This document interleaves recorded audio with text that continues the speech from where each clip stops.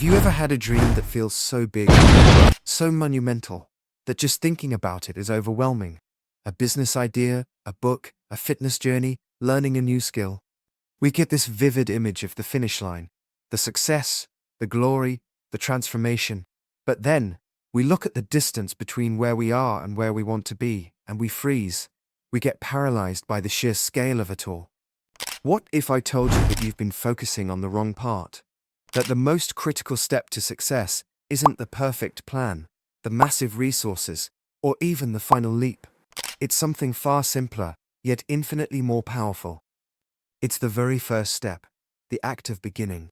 And today, we're going to explore why starting is not just a part of the process, it is the foundation of all achievement. Beginning does something magical to your brain and to reality. It shifts you from the abstract world of planning and fearing into the concrete world of doing and learning. In psychology, there's a concept called the Zeigarnik effect. It states that people remember uncompleted or interrupted tasks better than completed ones. Your brain hates open loops. When you start, you create a cognitive open loop. Your mind becomes invested in closing that loop, in finishing what you started. This creates a natural internal pull toward progress. Simply by taking that first action, writing the first sentence, doing the first workout, registering the domain name, you activate your subconscious mind. It's no longer a maybe, it's now a project in motion. And a project in motion tends to stay in motion, just as Newton said. Let's name the twin dragons guarding the door to your dreams: perfectionism and procrastination. They're clever. They disguise themselves as preparation and waiting for the right moment, but their real job is to prevent you from ever starting.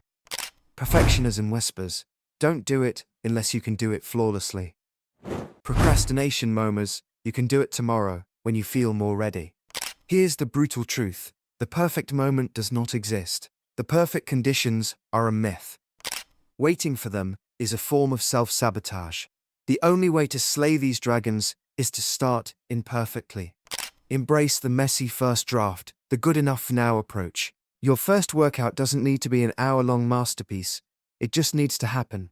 Your first business plan doesn't need to be a 50-page document. A single page of core ideas is a revolutionary start.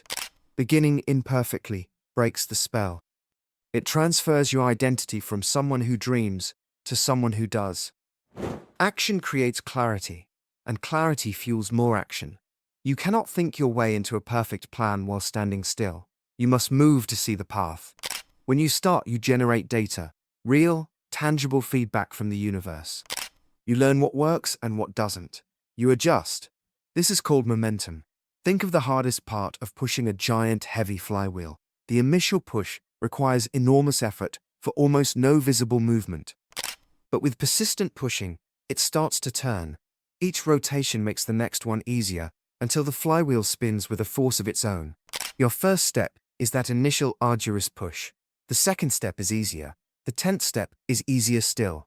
You are not just moving toward your goal. You are building an engine of progress. Every small action is a brick in the foundation of your new reality. So, here is my challenge to you. Today, not tomorrow, not next Monday. Today, I want you to identify that one thing you've been putting off. That dream that feels too big. And I want you to take the smallest, most ridiculously simple version of the first step. Don't write the book, write the paragraph. Don't launch the business, research the first competitor. Don't transform your body, go for a 10-minute walk. Do the thing that feels almost too easy to count. Because it does count. It counts more than anything. It is the spark that ignites the fire. It is the declaration to yourself and to the universe: I am no longer just a dreamer, I am a beginner. And beginners become finishers. Thank you for watching. If this resonated with you, smash that like button. It helps more people find this message. Subscribe if you want more content about turning potential into action. Now, go take that step. I'll see you in the next video.